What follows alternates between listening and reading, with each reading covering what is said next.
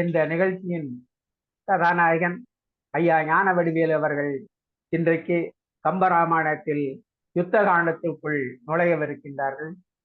யுத்த காண்டத்திலே இலங்கை காண்படலம், ராவணன் வானரத்தானை காண்படலம், மகுடபங்க படலம், அணிவகுப்பு படலம் என்று 4 படலங்களை பற்றி பேசுவதற்காக இன்றைக்கு காத்து கொண்டிருக்கின்றார்கள் நம்மோடு. இன்றைய படலங்கள் ஒரு யுத்தத்திற்கு முன்பாக என்னென்ன ஏற்பாடுகளை எல்லாம் செய்ய வேண்டும் என்பதை வலியுறுத்துகின்ற, தெளிவுபடுத்துகின்ற வகையில் அமைந்திருக்கின்றன என்பதைத்தான் சொல்ல வேண்டும். இலங்கைகான் படலத்தில் ராமன் இலங்கையினுடைய அமைப்புகளை எல்லாம் அவன் பார்க்கின்றான். ராவணன் வானரப்படைகள் எப்படியெல்லாம் அணிவகுத்து இருக்கின்றன, அவை எவ்வாறு இருக்கின்றன என்பதையெல்லாம் பார்க்கின்றான். இப்படி ஒவ்வொரு படலத்தையும் கூறுகின்ற பொழுது யுத்தத்திற்கு தேவையான வழிவகைகள், அவற்றை செயல்படுத்த முறைகள் என்பதை பற்றியெல்லாம் கம்பன் எவ்வாறு கூறியிருக்கின்றான் என்பதையெல்லாம் நம்மோடு எடுத்துக் கூறுவதற்காக ஐயா ஞானவடிவேலை நம்மோடு கலந்திருக்கின்றார்கள். அவர்களை வருக வருக என வரவேற்கின்றேன். யுத்த காண்டத்தின் யுத்த படலத்தின் ஆரம்பங்களை தாங்கள் தொடங்கி யுத்தத்தை வழிநடத்தி செல்வதற்காக வரும்போது தாழ்மையுடன் கேட்டுக்கொள்ள பாருங்கள் ஐயா.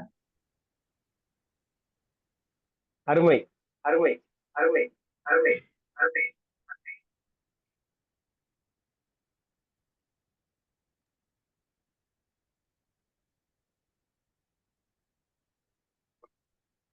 அனைவருக்கும் பணிவார்ந்த அன்பு கலந்த வணக்கத்தை முதலில் தெரிவித்துக் கொள்கிறேன். தும்பி தமிழ் இலக்கிய அமைப்பினுடைய 165வது கூட்டம் மிகச் சிறப்பாக இங்கே நிகழ்ந்து கொண்டிருக்கிறது. இந்த நிகழ்ச்சியை மிக அழகாக நெறிப்பிடித்துக் கொண்டிருக்கக்கூடிய எங்கள் அன்பிற்குரிய கவி மாமணி ஐயா பொதிகை மு. செல்வராசன் அவர்களே, கவிதை களஞ்சியம் என்கிற தலைப்பிலே கல்லூரி மாணவர்களுக்கும் ஏன் தமிழ் பல்கலைக்கழகத்து ஆராய்ச்சியாளர்களுக்கும் கிடைக்காத ஒரு தமிழ் அமுதத்தை வானத்து மேகம் தானாக நம் வீட்டு வாசலிலே கொண்டு வந்து மழையை தருவது போல நமக்கெல்லாம் அந்த தமிழ் அமுதத்தை தந்து வருகிற ஐயா தாவு கிருஷ்ணமூர்த்தி அவர்களே, மிக சிறப்பாக தமிழ் வாழ்த்து பாடிய நிகழ்ச்சியை துவங்கி வைத்த அன்புக்குரிய அம்மா ஜெயா மணிகண்டன் அவர்களே, மற்றும் இந்த நிகழ்ச்சியில் தங்களுடைய நேரத்தை ஒதுக்கி இணைந்திருக்கக்கூடிய என் அன்பிற்குரிய மரியாதைக்குரிய பாசத்திற்குரிய ஆன்றோர் பெருமக்களே,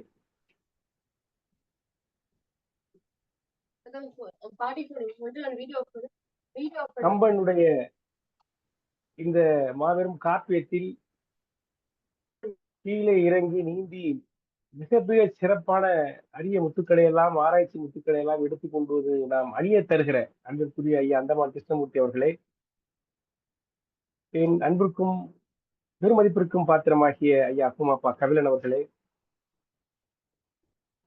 சரித்திர நாவல்கள் எழுதி சரித்திர புகழ் பெற்றிருக்கக்கூடிய, இன்றைக்கு நான் மிக எளிமையாக சொல்லுகிறேன், ஆனால் உண்மையாக சொல்லுகிறேன், நாளை தமிழ் இலக்கிய வரலாறு ஒன்று எழுதினால் அதில் கவிமாமணி ஐயா லிங்கராசா அவர்களுடைய பெயர் இல்லாமல் இருக்காது என்கிற அளவிற்கு தமிழ் கூறு நன்னுணவில் ஒரு தவிர்க்க முடியாத இலக்கியவாதியாக தன்னை அடையாளப்படுத்திக் கொண்டு அவை போன்ற இளைஞர்களுக்கெல்லாம் இன்றைக்கும் ஒரு வழிகாட்டியாக இருக்கக்கூடிய ஐயா லிங்கராசா அவர்களே, அதை சிறந்த தலைமை ஆசிரியர், தமிழ் ஆர்வலர், தமிழ் அறிஞர், கவிஞர், பாடகர் என்று பல தரப்பட்ட திறமைகளுக்கு சொந்தக்காரர் அன்புக்குரிய அம்மா சாய்மல்லியா அவர்களே, உங்கள் அனைவருக்கும் உங்களுடைய அன்பிற்கு நன்றி பாராட்டுகிறேன். பெரியவர்களே, கம்பராமாயணத்திலே நாம் கம்பனுடைய கையை பிடித்து நடந்து கொண்டிருக்கிறோம். யுத்த காண்டத்திலே அன்பிற்குரிய ஐயா பொதிகையார் சொன்னது போல யுத்த காண்டம் பார்த்து கொண்டிருக்கிறோம். ஒரு முறை நான் கேஜிஆர் அவர்களிடம் பேசிக் கொண்டிருந்த பொழுதுதான் அவர் சொன்னார், ஆசா ஞானசம்பந்தன் அவர்கள் எழுதினாரா இல்ல வேற யாரும் எழுதினாரா என்று சொன்னார். எப்பொழுது ஒரு மிகப்பெரிய காப்பியம் தோன்றும் என்று சொன்னால், ஒரு மாபெரும் சாம்ராஜ்யம் தோன்றுகிற பொழுதோ அல்லது அந்த சாம்ராஜ்யம் அழியக்கூடிய காலத்திலோ தான் மிகப்பெரிய காப்பியங்கள் தோன்றும் என்று சொன்னார்கள். மிக சிறப்பான ஒரு செய்தி. என்று சொன்னால், ஒரு சாம்ராஜ்யம் எப்பொழுது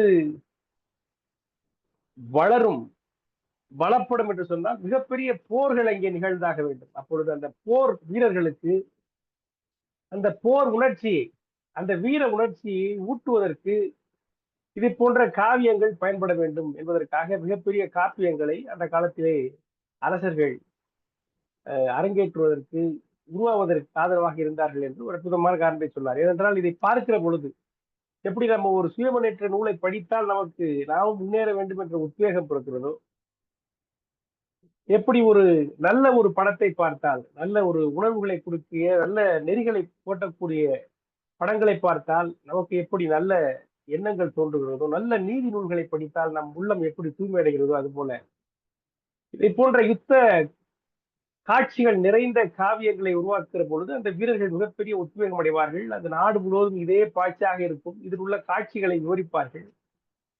அப்பொழுது அவர்களுக்கும் இதை போல் சண்டை போட வேண்டும் என்று ஒரு வேகம் வருவதற்காக இப்படிப்பட்ட காவியங்களை ஏற்படுத்தார்கள் என்று சொன்ன அவர்களுடைய அந்த ஆராய்ச்சி கருத்து என்பது மிக மிக போற்றத்தக்கது. அது நாம் நம்புவதற்கும் இடம் தருவதாக இருக்கிறது. அந்த வகையிலே யுத்தகாண்டத்தை மிக விவரமாக விஸ்தாரமாக விவரித்து கம்பன் இங்கே எழுதி கொண்டிருக்கிறான். அதனுடைய முதல் பகுதியை நாம் பார்த்துக் கொண்டிருக்கிறோம். இன்னும் நேரடியாக சண்டை போடவில்லை. இப்பொழுது சென்ற முறை நாம் பார்த்த பொழுது சேதுபந்தனம் அந்த கடலை அவர்கள் கடந்து வருகிறார்கள் என்று நாம் சொன்னோம். அந்த கடலை கற்களால் பாலம் அமைத்து அவர்கள் கடந்து வந்து அங்கே இலங்கையினுடைய கடற்கரையிலே வந்திருக்கிறார்கள். சுவேத மலை என்று சொல்லக்கூடிய ஒரு மலையிலே ராமன் போய் தங்குகிறான் என்ற வரையில் நாம் பார்த்தோம். இன்றைக்கு அன்பிற்குரிய ஐயா புதுகையார் சொன்னது போல 5 படலங்கள் அல்ல, 4 படலங்கள் என்று சொன்னால் 4 படலங்கள் அல்ல, அத்தனை சிறிய சிறிய படலங்கள், கிட்டத்தட்ட ஒரு 40-50 பாடல்களை இருப்பதன் காரணமாக நான் 5 படலங்களாகவே இதை ஆக்கிக் கொண்டு விட்டேன்.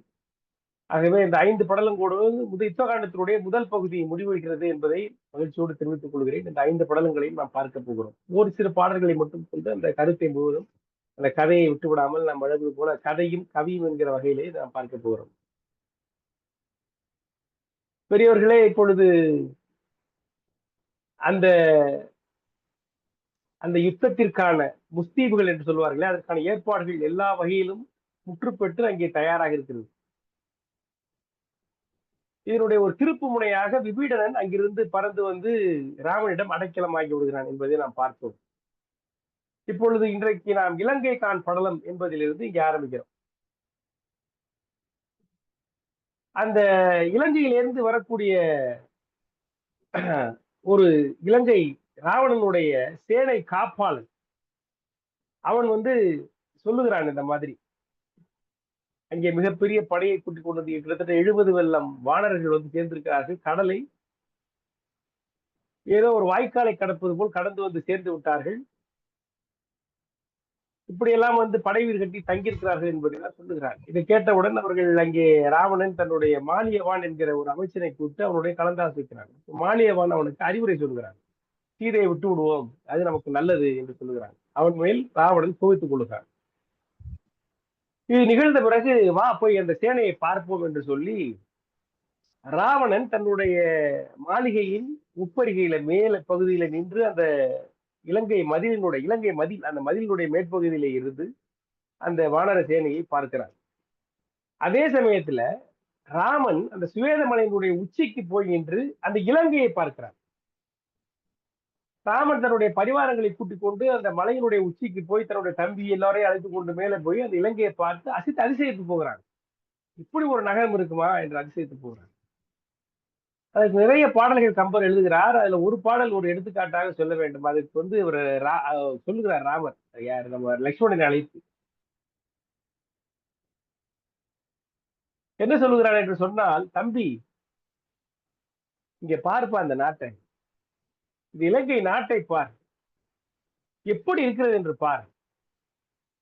அதாவது இந்த இலங்கை நாட்டு அந்த மிகப்பெரிய கட்டடங்கள், அந்த கோட்டைகள், அதனுடைய உச்சியில வந்து கொடிகள் பறக்கின்றன. அந்த கொடிகள்ல ரத்தினங்களை பதித்திருக்கிறார்கள். அந்த ரத்தின ஒளி வீசிக்கொண்டு அந்த ரத்தின கற்றைகள், அந்த ரத்தினத்திலிருந்து ஒளிக்கற்றைகள் வீசுகின்றன. அந்த ஒளிக்கற்றைகள் வீசுகிற மாதிரி அந்த கொடிகள் பட்டொளி வீசி பறந்து கொண்டிருக்கின்றன. காற்று அதனை அசைத்துக் கொண்டிருக்கிறது. அசைத்துக் கொண்டிருக்கக்கூடிய அந்த கொடிகள் என்ன செய்கின்றன என்று சொன்னால், வானத்திலே தூசிகளாக ஒட்டடைகளாக அமைந்திருக்கக்கூடிய அந்த மேகங்களை தூசி தட்டி கொண்டிருக்கின்றன என்று சொல்கிறார். இது அற்புதமான ஒரு கற்பனை பாருங்க.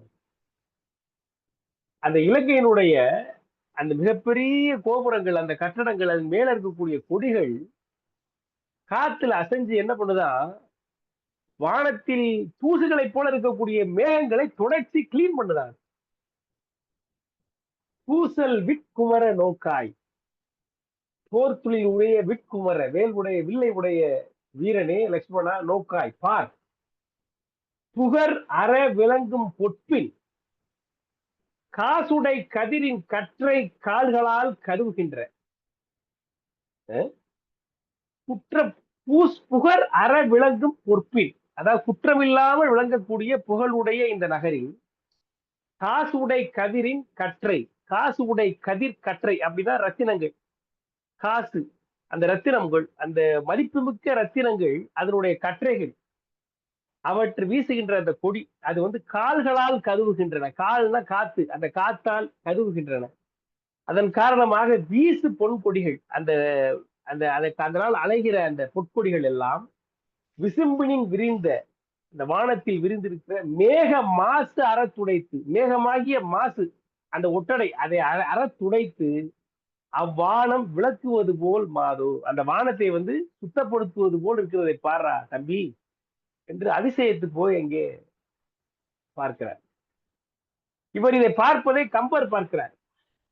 கம்பர் பார்க்கிற பொழுது எப்படி பார்க்கிறார் என்று சொன்னால், தன் பரிவாரத்தோடு ராமன் போகிறார். போகிற பொழுது அங்கே இருந்த அந்த வானர கூட்டத்துக்கு நடுவுல ராமன் நின்று அந்த இலங்கையை பார்ப்பது எப்படி இருக்கு என்று சொன்னால், பொன் மலைகளுக்கு இடையே ஒரு மரகத குன்றம் இருந்து அந்த இலங்கையை பார்ப்பது போல இருந்தது என்று கற்பனை செய்கிறார் கம்பர். அதற்கு ஒரு பாடல், பொன் குவடு இடையே தோன்றும் மரகத குன்றம் போன்றான் என்று எழுதுகிறார். இப்படி அவர்கள் இருந்து அங்கே பார்த்து கொண்டிருக்கிறார்கள். இந்த சமயத்துல ராவணன் எழுந்து வந்து, சரி வா நம்ம போய் அவங்கள பார்ப்போம் என்று சொல்லி ராவணன் அந்த கோபுரத்தினுடைய மேல்நிலைக்கு வருகிறார். இப்பொழுது ராவணன் அந்த வானரத்தானை காண்கிற படலத்தை பார்க்கிறான். ரொம்ப சின்ன பாடல், ஒரு 30 பாடல்கள், அதுல ஒரே ஒரு பாடல் மட்டும் எடுத்து சொல்லிட்டேன் உங்களுக்கு. இப்போ ராவணன் வானரத்தானை, அந்த வானரத்தினுடைய சேனையை பார்க்கிற படலம், மேல வந்து நிக்கிறார் ராவணன். அதுக்கு நிறைய பாடல், கிட்டத்தட்ட 9 பாடல் போட்டிருக்காரு. அந்த ஒரு பாடல் மிக சிறப்பான பாடலாக இருந்தது. அந்த அப்பொழுது அவன் வந்து மேலே ஏறி நிற்கிற பொழுதே அங்க எல்லோரும் அந்த நாத ஒளி எல்லாம் முழங்குது. ராஜா வருகிற பொழுது எல்லோரும் அங்கே மங்கள வாத்தியங்கள் முழங்கும் இல்லையா, அறம்பெயர்கள்லாம் சேர்த்து அழைத்து கொண்டு மேலே வருகிறான். வருகிற பொழுது இந்த மங்கள வாத்தியங்கள் எல்லாம் முழங்குகின்றன.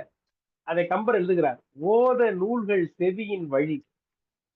அதாவது அங்க இருக்கக்கூடிய அந்தணர்கள் ஓதுகிற அந்த அந்த மறைகள், அந்த நூல் மறைகள் எல்லாம் அவனுடைய செவியில் வழி வர, அவன் உள்ளம் சீதை சீதை என ஆர் உயிர் தேய. சில பேர் இந்த வகுப்பு எடுக்கும் பொழுது வாத்தியார் ஒண்ணு சொல்லிட்டு இருப்பாரு, ஆனா இவன் கண்ணு அங்கேதான் இருக்கும், கையை தான் எழுதிக்கிட்டு இருக்கும், ஆனா மனசு பூரா வேற எங்கேயோ இருக்கும். அது மாதிரி ஓத நூல்கள் செவியின் வழி உள்ளம் அங்கே உள்ள வர்றதுக்கு வந்துகிற பொழுது அவனுடைய உள்ளமானது சீதை சீதை என ஆர் உயிர் தேய. அவன் உள்ளம் சீதை சீதைங்குதான். அதை அந்த சீதை சீதை அந்த உள்ளம் துடிக்கிறது. அந்த உள்ளம் பாருங்க, லேப்டாப் லேப்டாப் தோக்கிற மாதிரி சீதை சீதை 2 தடவை போடுறாரு. அந்த அளவுக்கு அவனுக்கு சீதை மேல அந்த காதல். உள்ளம் சீதை சீதை என ஆர் உயிர் தேய, அது துடிக்க துடிக்க அவனோட உயிர் தேய்கிறது. நாத வீணை இசை நாரதனார்த்தம் வேத கீத அமுது அள்ளி விழுங்க. அங்கே நாரதர்கள் எல்லாம் சேர்ந்து இருந்து அந்த வேத வீணை எடுத்து அந்த வேத கீதங்கள்லாம் ஒழிக்கிறார்கள்.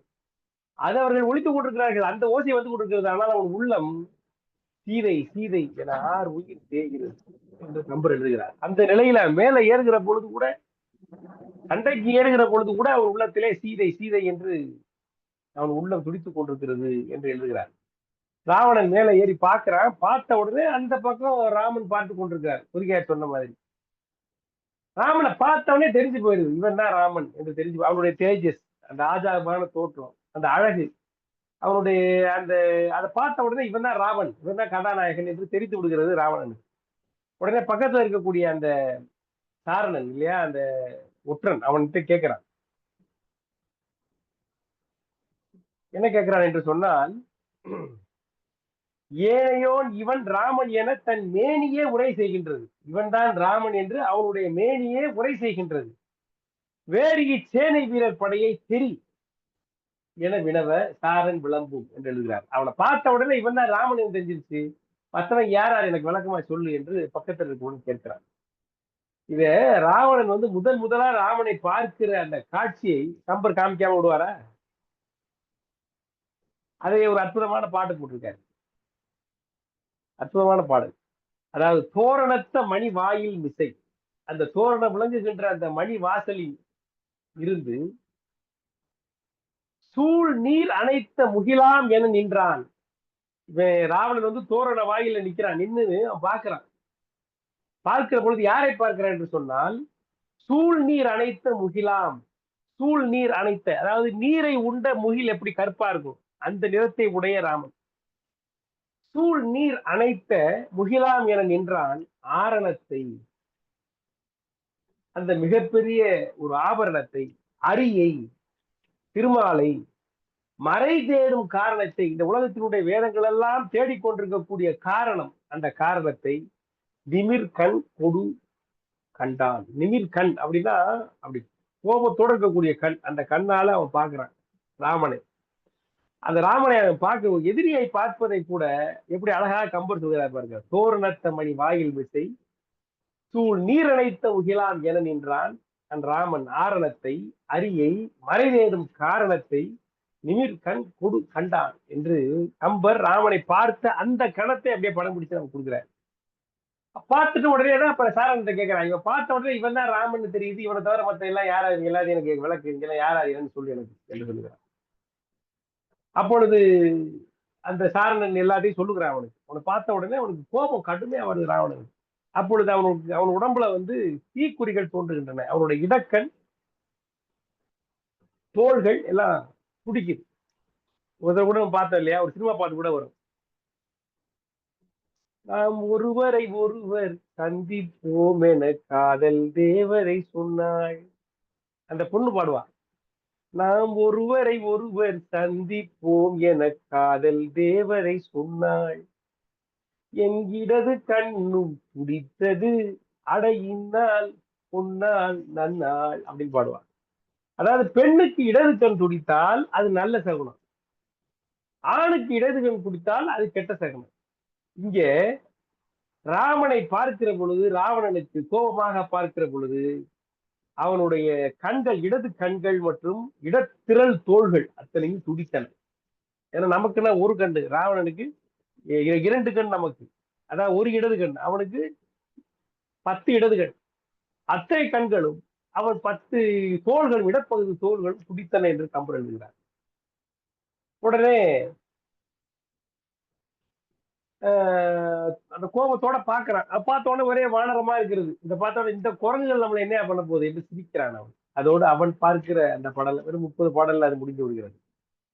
அடுத்து ஒரு அருமையான படலம், மகுடபங்க படலம். இப்படி இங்கே அவன் பார்த்து கொண்டிருக்கிற பொழுது அந்த பக்கத்துல வந்து ராமன் பார்த்து கொண்டிருக்கிறான். ராமன் என்ன பண்றாரு, உடனே ராவணனுக்கு ஒரு வீடனை கூப்பிட்டு, அங்கே இந்த மாதிரி யாரோ பார்த்துட்டு இருக்காங்க, எல்லாம் யார் என்று சொல்லி எனக்கு என்று சொல்லுகிறார். விபுடன் பக்கத்துல வந்து சொல்லுகிற பொழுது, அந்த மாதிரி அங்க இருக்கான் பாருங்க, தீயோன், அவன் தான் ராவணன் என்று சொல்றார். விபுடன் சொல்றார், சேனையை காட்டு என்று, அரக்கர்களை அடையாளம் காட்டு என்று விபுடனை அழைத்து ராமன் கேட்கிற பொழுது விபுடன் அரக்கர்களை அடையாளம் காண்பிக்கிறான். அப்போ இவன் தான் ராவணன் என்று விபுடன் சொன்ன அடுத்த நொடி இந்த மலை மேல இருக்கக்கூடிய சுக்ரீவன் என்ன பண்றான், டப்புன்னு ஒரே தாவிடுறான் அங்கே அந்த மதில் மேல. இந்த மலை மேல இங்க இருக்கிறாங்க, அந்த மதில் மேல அவன் இருக்கிற அந்த கோட்டையினுடைய அந்த தோரண வாயில், உயர்ந்த தோரண வாயில் அங்கே இருக்கான். இங்க இருக்கக்கூடிய சுக்ரீவன் இவன் தான் ராவணன் என்று கேட்ட உடனே அந்த கோபத்துல ஒரே தாவா அங்கே தாவிடுறான் அவன் மேல, தனி ஆளா.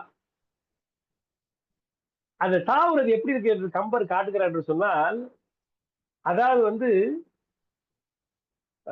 பள்ளம், அதாவது பள்ளம் நோக்கி வெள்ளம் பாய்வது போல பாய்ந்தான். ஒரு பள்ளத்தை பார்த்த ஒரு அருவி பாருங்க, நயாகர அருவி பாருங்க, அந்த அருவி பள்ளம் இங்க கீழே இருக்குன்னா எவ்வளவு வேகமா பாயும். அது மாதிரி அவன் பாய்ந்தான் என்று கம்பர் உண்மை காட்டுகிறார். பள்ளம் நோக்கி வெள்ளம் பாய்வது போல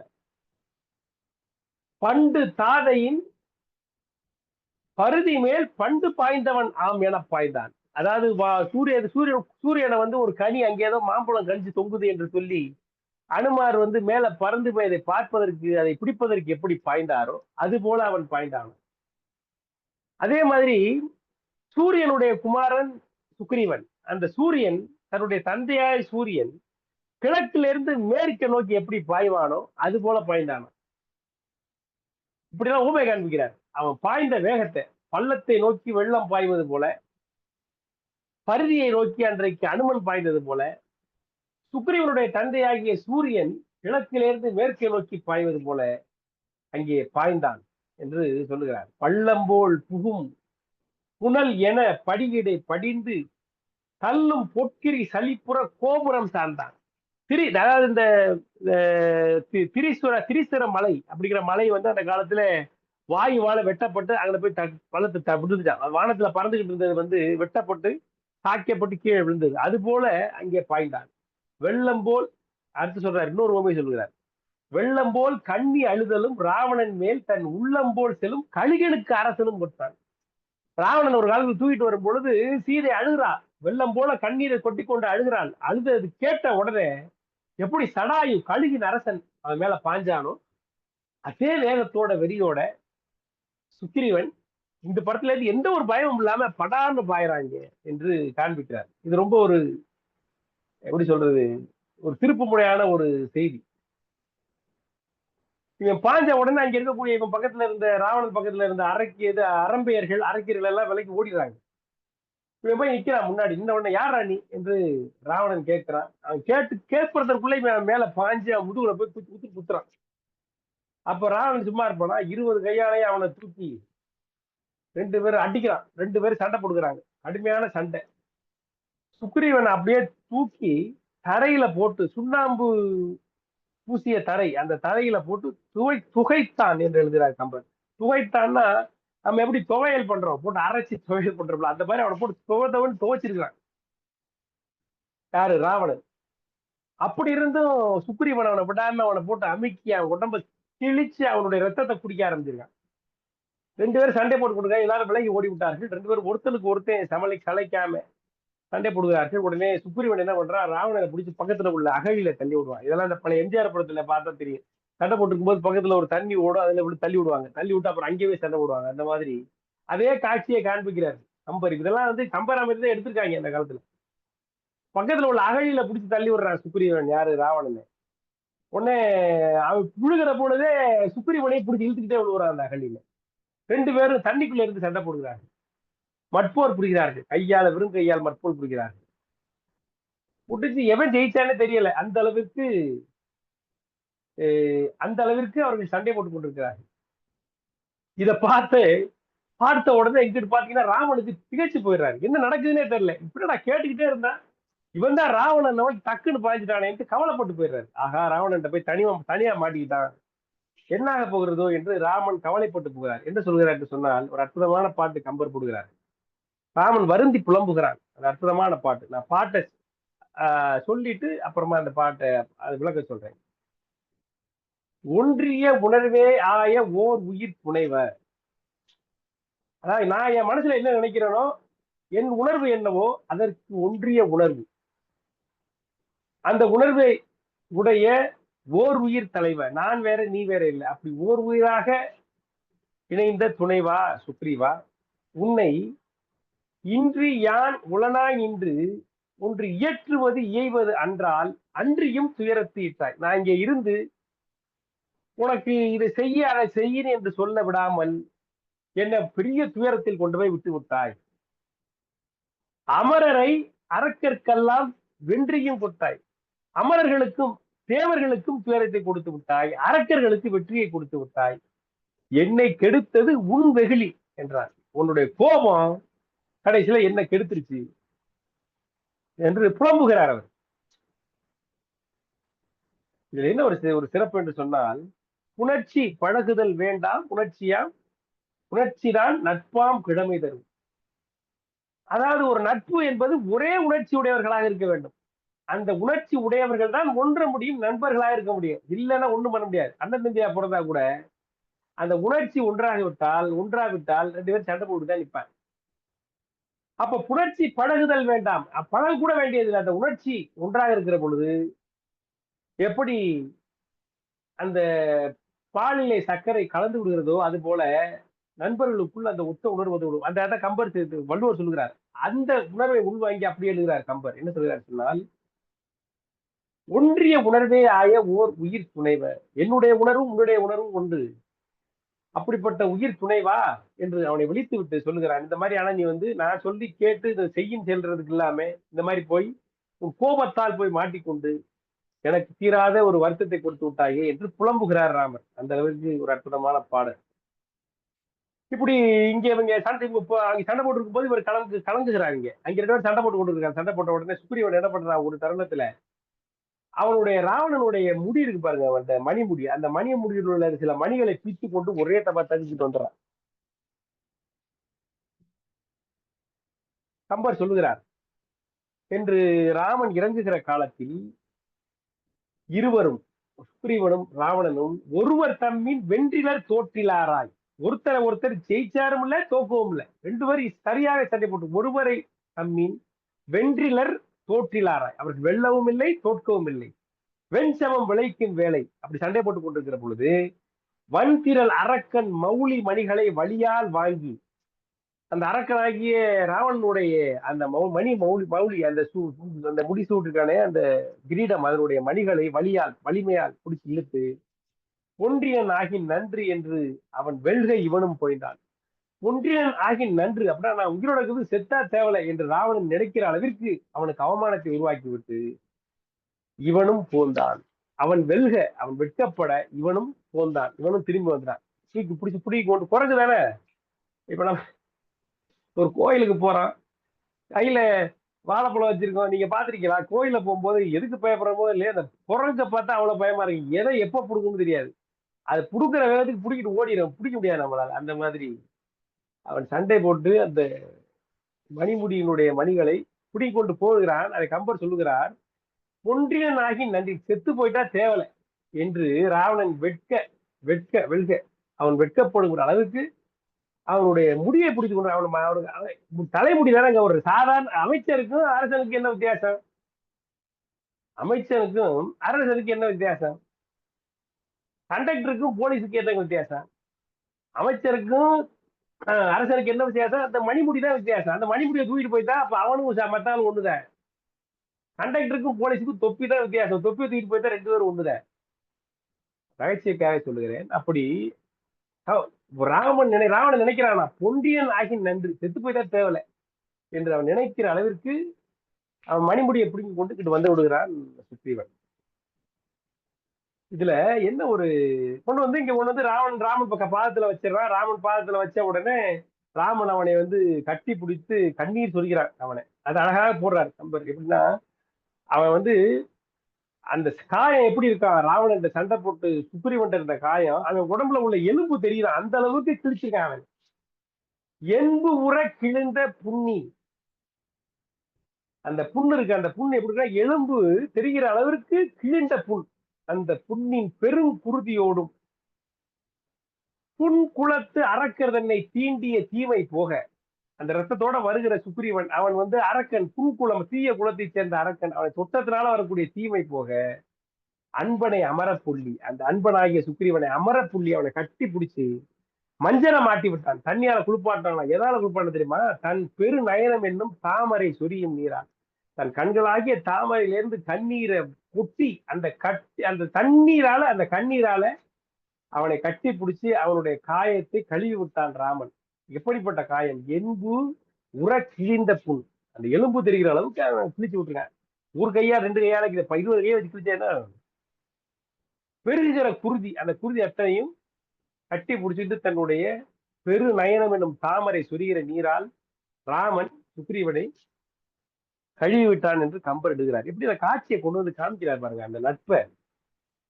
அதாவது தன் மனைவிக்கு தன்னுடைய துணைவன், தன்னுடைய சகோதரன் தனக்கு நட்பான ராமனுடைய மனைவியை தூக்குன ராஸ்கல் இவனா என்று சொல்லி சொன்ன உடனே பாஞ்சிடறான். பாஞ்சிட்டு அவனை விடக்கூடாது என்று பாய்ந்து விடுகிறான். அது குறைஞ்சி இது மற்றவனுக்கு பாயல பாருங்க. ஏன்னா சுப்ரி லட்சுமணன் அங்கேதான் இருக்கான். அவனுக்கு தோணல. அந்த குரங்குக்கே உரிய அந்த கோபம், அந்த புத்தி, அதை கொண்டு வந்து காமிக்கிறார் கம்பர் அற்புதமா. அந்த அந்த குணாதிசயத்துக்கு அந்த அந்த பாத்திரத்துக்குரிய குணாதிசயத்தை அவன் அந்த புண்ணோட திரும்பி வந்த உடனே அதை கட்டி போச்சு அவர் இது பண்ணுகிறார். இதை படிக்கிற பொழுது உடனே பாராட்டுகிறார், ரொம்ப புகழ்ந்து பாராட்டுகிறார். பாட்டுகிற பொழுது அப்ப சுக்ரீவன் சொல்றான் அற்புதமான பாட்டு. காட்டிலே கழுகின் வேந்தன் செய்தன காட்ட மாட்டேன். கழுகின் வேந்தன் யாரு? சடாயு. காட்டுல ஆரண்ய கண்டத்துல நீங்க வருகிற பொழுது அவன் செஞ்ச அளவா நான் பண்ணேன். காட்டிலே கழுகின் வேந்தன் செய்தன காட்ட மாட்டேன், நாட்டிலே குகனார் செய்த நன்மையை நயக்க மாட்டேன். நாட்டுல குகன் உனக்கு செஞ்சான நன்மை, அவ்வளவு பெரிய கடலை அந்த கங்கையை கடக்க உதவினானே. உன் தம்பி வருகிற பொழுது அவன் சண்டைக்கு வருவதாக நினைத்து உனக்கு பக்கு துணையாக இருந்தானே, அவன் செய்த நன்மையை நான் நயக்க மாட்டேன். கேட்டிலேன் இன்று கண்டும், கேட்டுதான் இருக்கேன். அதாவது கிளிமொழி மாதராலை மீட்டிலே, அன்னைக்கு மேல தூக்கி கொண்டு போகிறான், தூக்கிட்டு போக அவன் கட்டிக்கொண்டே போனான். அதை நான் கேட்டேன், அதை பார்த்தேன். அப்படி இருந்தும் அவளை மீட்டினேன். அன்னைக்கு அவளை மீட்க முடியவில்லை, இன்றும் அவளை மீட்க முடியவில்லை. தலைகள் 10 கொணர முடியவில்லை. தலைகள் 10 குணர்ந்தேன். போனது ராவனுடைய 10 தலையும் வெட்டிட்டு வர முடியல, வெறுங்கை வந்தேன். அற்புதமான பாட்டு. காட்டிலே கழுகின் வேந்தன் செய்தன காட்ட மாட்டேன், நாட்டிலே குகனார் செய்த நன்மையை நயக்க மாட்டேன். கேட்டிலேன் இன்று கண்டும் கிளிமொழி மாதராலை மீட்டிலேன், அவளை மீட்க முடியவில்லை. தலைகள் 10 குணர்ந்திலேன், வெறுங்கை வந்தேன். இன்று இவன் வருத்தப்படுறான், இவ்வளவு அடிபட்டு இவ்வளவு பட்டு பெருங்கையோட வந்துட்டேன், 10 தலை கொல்லாம வந்துட்டேன், கொண்டு வராம வந்துட்டேன், அண்ணா நான் மன்னிச்சிடு என்று சுக்ரீவன் ஹேமன்ட்ட சொல்லுகிறார். இதை சொல்லுகிற பொழுது இதுல என்ன தெரியுதுன்னா, இவர்களுக்கு அந்த அவனுடைய சகோதரர்களாக வந்த அந்த இவர்களுக்குள் நடந்த அந்த கைங்கரியம், ராமனுக்கு உதவி செய்வதில் அவர்களுக்கிடையே இருக்கக்கூடிய அந்த ஆர்வம், அந்த போட்டி, அவர்களுடைய உணர்ச்சி, அது அந்த நன்றி உணர்ச்சி, அந்த நட்புணர்ச்சி எப்படிங்கிறது இந்த ஒரு பாடல் நமக்கு காண்பிக்குது. இதை பார்த்துட்டே இருக்கக்கூடிய வீடனன் சொல்றான், எப்பா சுக்ரீவா, நீ என்னப்பா வெறுங்கை வந்தேங்கிற? நீ பண்ண செயல் சாதாரண செயலா? எங்க அண்ணனை போய் நேரா பார்த்து சண்டை போட்டு அவனுடைய மணிமுடியை தூக்கிட்டு வந்துட்டேன்.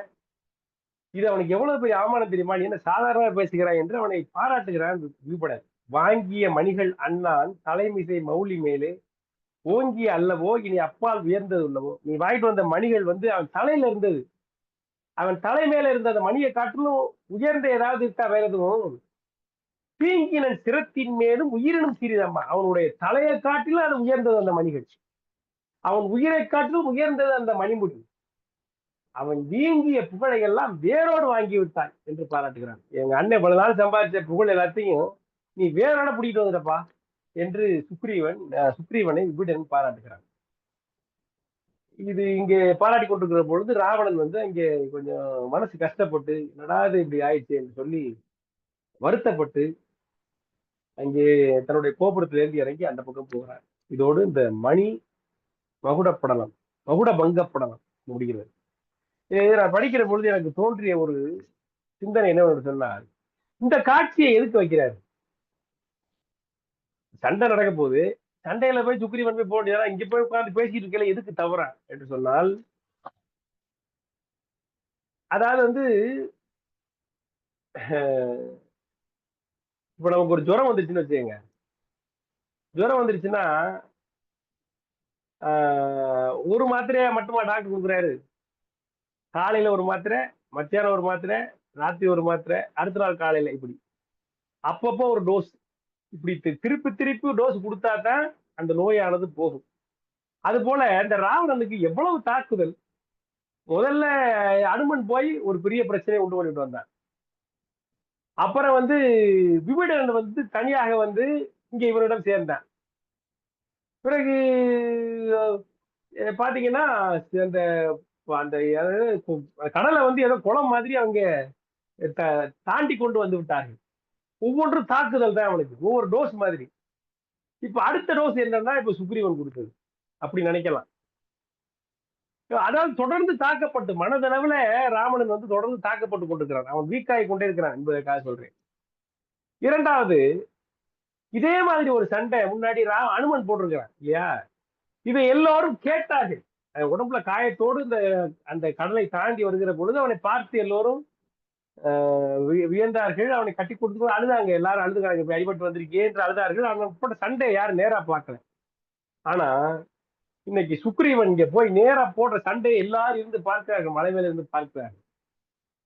பார்க்கிற பொழுது தன்னுடைய அந்த வானர சேனைக்கு சுக்ரீவன் வந்து அரசன் இல்லையா?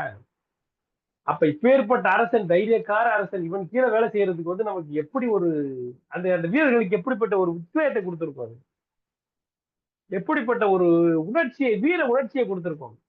தன் தலைவன் ஒரு போர்ல தன் முன்னாடி நிக்கிறாப்பா, நம்மளை அனுப்பி விட்டு பின்னாடி இல்ல, எதற்கும் பயப்படாம அஞ்சு அவனை நேருக்கு நேரம் சண்டை போட்டு வந்தான் பாரியா என்று சொல்லுகிற பொழுது, அப்புறம் வானரர்கள் இயல்பாகவே அரக்கர்களை காட்டிலும் வலிமையில் குறைந்தவர்களாக இருந்தாலும் அவர்களுடைய உள்ள அந்த என்ன ஊக்கத்தை அதிகப்படுத்தி அவர்களுடைய வீரியத்தை, சக்தியை வந்து அதிகப்படுத்துவதற்கு முக்கிய காரணமாக இந்த இந்த நிகழ்ச்சி இருப்பதை நாம் உணர்ந்து பார்க்கலாம். ரொம்ப ஆழமா யோசிச்சா நடக்கலாம். அதுக்காகத்தான் இவன் தவறு. அப்படி இல்லைன்னு வச்சுங்க, அரக்கரை பார்த்து இவங்க பயந்துருவாங்க. சரி, நம்ம ஆள் போயிட்டு ராவணனே போய் சண்டை போட்டு மணிமுடி தூக்கிற அளவுக்கு வந்ததுன்னா அப்ப நம்மளால எல்லாரையும் முடியும், எல்லா அரக்கர்களையும் வெல்ல முடியும் என்கிற ஒரு சைக்காலஜிக்கலா அவர்களுக்கு ஒரு மோட்டிவேஷன், ஒரு உத்வேகத்தை கொடுக்கிற அளவிற்கு இந்த காட்சி அங்கே அமைந்திருப்பதை பார்த்து ரொம்ப அதிசயமா இருக்குது. இப்படி எல்லாம் எப்படி யோசிக்கிறான் கம்பன்? அப்படி இவன் போய் வருவது என்பது ஒரு முக்கியமான ஒரு ஒரு ஐயா பொதுகை சொன்ன மாதிரி யுத்த காண்டத்தினுடைய முக்கியமான யுக்தி. அந்த யுக்தியில இது ஒரு யுக்தி இயல்பாகவே அங்கே அமைந்து வருவதை நாம் பார்க்கிறோம். இந்த மகுட பங்க படலம் என்பது ஒரு முக்கியமான படலம்.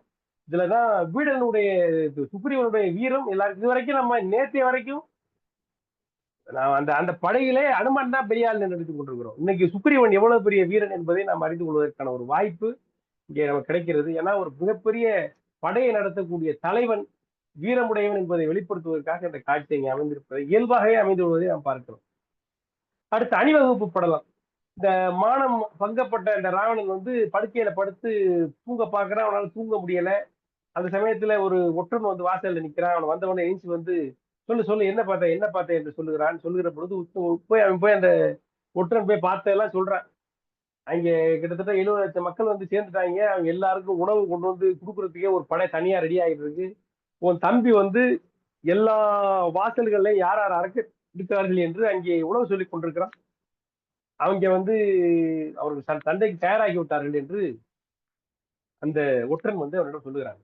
உடனே ராவணனுக்கு அதுக்கப்புறம் தூக்கம் வருமா, நாளைக்கே அவர்களை ஒழிப்பேன் என்று சொல்லி கிளம்புகிறான். மந்திராலோசனை அழைக்கிறான். அழைச்சி எல்லாரையும் கூப்பிட்டு வச்சு என்ன பண்றது ஏது பண்றது என்று விசாரிக்கிறான் என்று ஆலோசனை செய்கிறான். 4 வாசல்களிலையும் படைகளை கொண்டு போய் குவிக்கிறான். குவித்து விட்டு போருக்கு தயாராகிறான். அந்த சமயத்துல அவன் தயாராவதை பார்த்தவுடன் இங்கிட்டு வான சேனைகளும் இலங்கை அந்த கோட்டையை நோக்கி வருகின்றன. எல்லா வாயில்களையும் சுற்றி கொள்ளுகின்றன. சுற்றி கொண்டு ஒரு பெரிய முற்றுகையிட்டு விட முற்றுகையிட்டு எப்படி சொன்னால், அதாவது வந்து இந்த உலகத்தை எப்படி கடல் சுற்றி கொண்டிருக்கிறதோ அது போல அவர்கள் அந்த இலங்கையை சுற்றி கொண்டு விட்டார்கள். யார்? இந்த வானர சேனை சுற்றி கொண்டிருக்கிறது என்பது அந்த அந்த படலமானது அதோடு முடிகிறது. அதற்கு பிறகு அங்கதன் தூது படலம். இந்த அங்கதன் தூது படலம் அடுத்த ஒரு முக்கியமான சுவாரஸ்யமான ஒரு படலம். அதுல இப்படி வடதிசை வாயில்ல வந்து நீங்களா சுற்றி நின்றார்கள். வடதிசை வாயில்ல வந்து ராமன் வந்து நிற்கிறார். அதை எல்லாரையும் அழைத்து கொண்டு வந்து நிற்கிறார். அவருடைய பகுதி இருக்கிறது. ராவணன் இந்த பக்கமா தான் வருவான், அவரோட சண்டை போடணும் என்று சொல்லி இங்க நிற்கிறார். அவன் வெளியே வர்ற மாதிரி தெரியல. ரொம்ப நேரம் ஆகி விடுது. உடனே விபீடனை அழைச்சி என்ன பண்றது என்று யோசிக்கிறார். என்ன பண்ணலாம் என்று யோசிக்கிற பொழுது இந்த விபீடனை அழைச்சி நம்ம வேணா ஒரு தூது விடுவோமா என்று கேட்கிறார் ராமன்.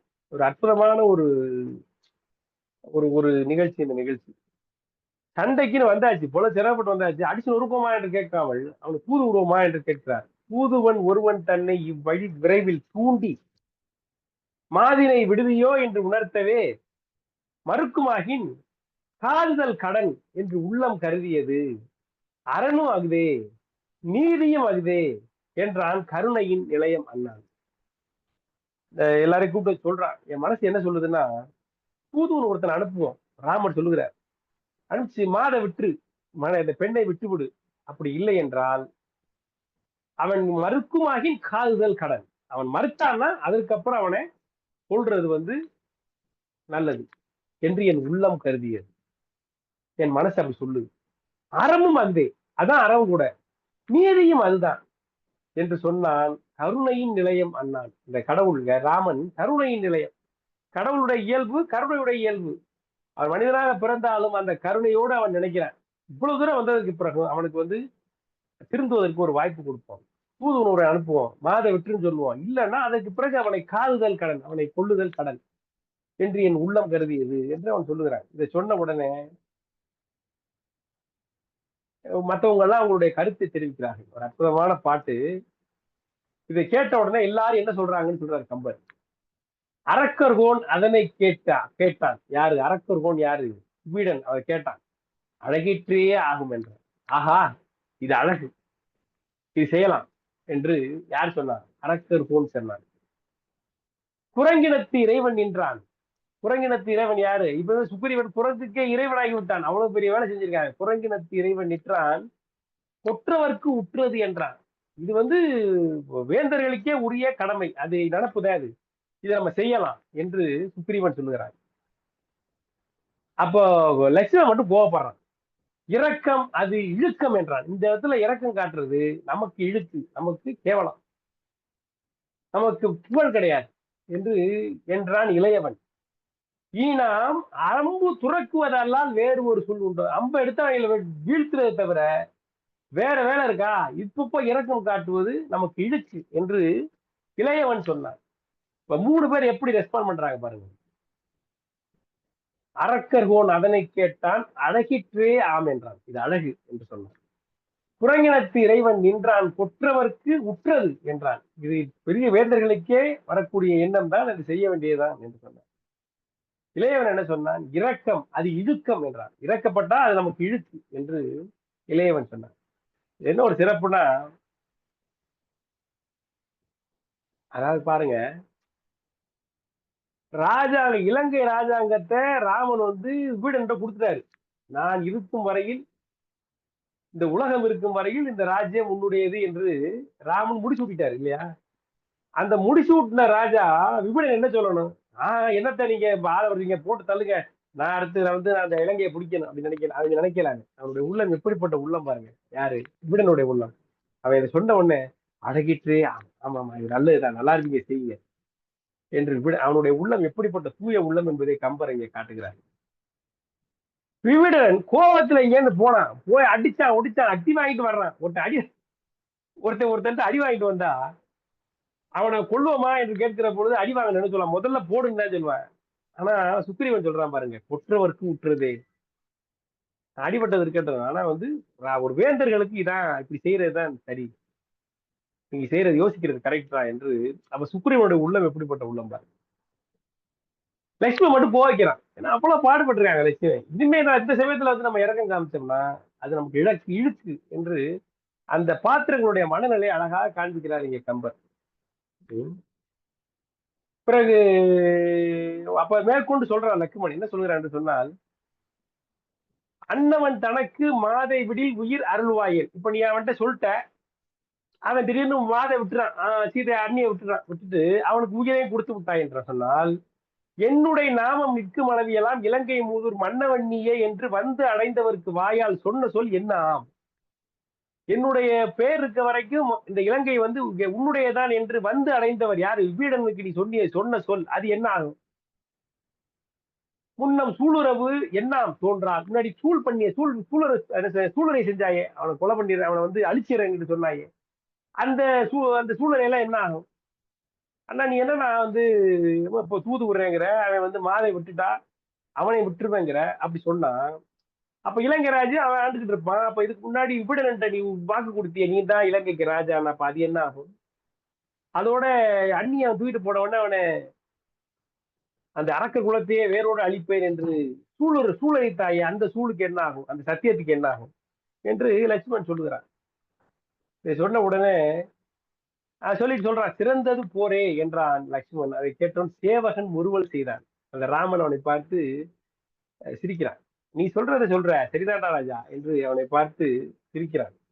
சொல்லிட்டு சொல்லுகிறார் ராமச்சந்திரன், நீ கூறுவது முடிவே ஆயினும் தூதனை அனுப்புவதுதான் நீதி. சொல்ற, நீ சொல்லுவது மிக சரி, கடைசியில அது முடிவு அப்படிதான் வரப்போகுது. சண்டைக்கு தான் போட போறான். அவன் வந்து அந்த அரக்கர்கள் அழியத்தான் போறான். அதான் முடிவு. ஆனாலும் இந்த சமயத்துல இதை அனுப்புவதுதான் நீதி, அறம். ஆகவே நாம் அனுப்புவோம் தம்பி என்று சொல்லி ராமன் அங்கே அனுப்புவதற்கு முடிவு செய்கிறான். உடனே யாரை அனுப்புவது என்று யோசிக்கிறார்கள். பிறகு அங்கே அங்கதனை அனுப்பலாம் என்று அனைவரும் ஒற்றுக்கொள்கிறார்கள். ஒற்றுக்கு பிறகு அங்கதன் வந்து தானும் போறதுக்கு தயாராகிறான். பயமே இல்லை அவனுக்கு.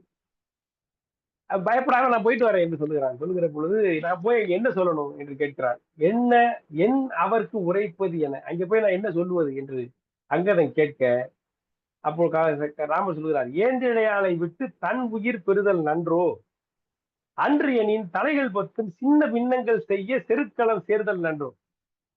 நீ வந்து ஏந்திழையால் அவன் சீதையை விட்டு உன்னுடைய உயிரை காத்துக் கொள்கிறாயா, அல்லது தலை 10 சின்ன பின்னங்கள், 10 தலை சின்ன பின்னமாக செருக்களம் சேர்தல், போர்க்களத்திலே இறந்து அந்த பிணக்களம் சேர்வது உனக்கு நல்லதா? இவை சொன்னவை இரண்டின் ஒன்று துணிக என்று சொல்லிடு. இது ரெண்டுல உனக்கு உண்டுதான், 2 ஆப்ஷன் உனக்கு. இதுல எதை எடுத்துக்கிறியோ சொல்லு, எதை செய்கிறாய் என்று எனக்கு சொல் என்று கேட்டு வா என்று சொல்லி அனுப்புகிறார். சொன்னவை இரண்டின் ஒன்றே துணிக என்று சொல்லி அனுப்புகிறார்கள். உடனே அங்கதன் வந்து வேகமாக கடந்து போய் அந்த மதிலை கடந்து டக்குன்னு ஒரே தாவி போயிட்டு ராவணன் முன்னாடி போய் நிற்கிறான். நின்ன உடனே ராவணன் யார் ராணி என்று கேட்கிறான் வழக்கம் போல. உடனே அவன் இங்க போய் ராவணனை பார்க்கிறான். பார்த்த உடனே அவனுடைய ஆற்றலை பார்த்த உடனே பெரிய அதிசயமா இருக்கிறது. அதிசயித்து அவனோட சண்டை போட்டு மணிமுடியை கொண்டு வந்து சுக்ரீவனுடைய வீரத்தை பார்த்து வீரத்தை நினைத்து வியக்கிறான். அதான் சொன்னேன் சைக்காலஜிக்கலா. இப்போ அங்கதனுக்கு வந்து ராவணனை நேரா பார்த்த உடனே அவன் இப்போ சுக்ரீவன் மேல மிகப்பெரிய மரியாதை வந்துடுது. இப்ப கூட சண்டை போட்டு எங்க சித்தப்பா வந்து தூக்கிட்டு வந்தார் என்று சொல்லி அவன் மேல் மரியாதை வந்து விடுகிறது. உடனே ராவணன் அங்கதை நோக்கி நீ யார் என்று சொல்லுகிறான். எதுக்கு வந்தாய், வந்த தர்மம் என்ன, உங்களை குன்று தின்றுவதற்கு முன்னால் நீ சொல்லி விடு என்று அவனை மிரட்டுகிறான். மிரட்டுகிற பொழுது அங்கதன் அப்போ இங்க சொல்லுகிறான், பூத நாயகன் நீர் சூழ்ந்த புவிக்கு நாயகன், இந்த உலகத்தில் உள்ள அனைத்து உயிர்களுக்கும் நாயகன் இந்த புவிக்கு நாயகன், பூமேல் சீதை நாயகன், பூமேல் இருக்கிறாளே திருமகள் அவளுடைய நாயகன், வேறு உள்ள தெய்வ நாயகன், வெவ்வேறு வடிவங்கள் இருக்கக்கூடிய தெய்வங்களுக்கெல்லாம் நாயகன், நீ செப்பும் வேத நாயகன், நீ தினமும் வேதம் படிக்கிறாயே அதனுடைய நாயகன், மேல் நின்ற விதிக்கு நாயகன், இந்த விதிகளுக்கெல்லாம் நாயகன், தான் விட்ட தூதன் யான் பணித்த மாற்றம் சொல்லிய வந்தேன். அவன் விட்ட தூதன் நான், அவன் சொன்னதை இங்க சொல்றதுக்காக வந்தப்பா என்று அங்கதன் பயப்படாமல் சொல்லுகிறான். உடனே ராவணன் சிரிக்கிறான். ஏப்பா அந்த குரங்கெல்லாம் கூட்டி வச்சுக்கிட்டு இந்த ராமேஸ்வரத்துல இருந்து கொஞ்சம் தூரம் தான் அது குட்டை மாதிரி அந்த கடல், அதுல ஒரு பாலத்தை கட்டிவிட்டீங்க வந்து சேர்ந்திருக்கிறானே ஒரு நரன், அவனை போய் அத்தனைக்கு நாயகன் என்று சொல்லுகிறான் என்று ஓங்கி சிரிக்கிறான் ராவணன். சிரிக்கிற பொழுது இவன் பயப்படாம சொல்றான், நீ வந்ததற்கு கேட்டு நீ யாரு எந்த ஊர் என்று கேட்கிறான். கேட்டதுக்கு பிறகு அங்கதன் வந்து ஒரு அற்புதமான ஒரு பாட்டு சொல்றான். வாலியினுடைய பையன் என்பதை ஒரு அங்கதமா ஒரு நகைச்சுவையா ஒரு நக்கலா சொல்லுகிறான். என்ன சொல்றாரு சொன்னால், இந்திரன் செம்மல் பண்டு ஓர் ராவணன் என்பான் தன்னை சுந்தர தோள்களோடும் வாலிடை தூங்க சுற்றி சிந்துர கிரிகள் தாவி திரிந்தனன் தேவர் உண்ண மந்திர பொறுப்பால் வேலை வாங்கினான் மைந்தன். நான் மைந்தன். யாருடைய மைந்தன் என்று சொன்னால் இந்திரன் செம்மல், இந்திரனுடைய குழந்தை வாலி. அந்த வாலி எப்படிப்பட்டவன் என்று சொன்னால், ஒரு காலத்துல தேவர்களுக்கு இறங்கி அவர் அந்த மந்திர மலையை கடைஞ்சு எடுத்து அமிர்தத்தை எடுத்து அவங்களுக்கு கொடுத்தவன். தேவர்கள் வந்து பிச்சை கேட்ட மாதிரி கேட்கிற பொழுது அவர்களால் முடியாத போது அந்த மந்திர மலையை கடைஞ்சு அந்த அமுதத்தை எடுத்து அவர்கள் வாழ்வாங்கு வாழ அவர்களுக்கு கொடையாக கொடுத்தவன் அந்த வாலி. அது மட்டும் இல்ல, எவனோ ராவணன் ஒருத்தன் தான், ராவணன் என்பான் தன்னை, யாரோ ராவணன் தான், அவனை தன்னுடைய வால்ல சுத்திக்கிட்டு எல்லா திசைகளுக்கும் தாவி பறந்து தன்னுடைய பூஜையை முடித்து மலைக்கு மலை தாவி பூஜையை முடித்து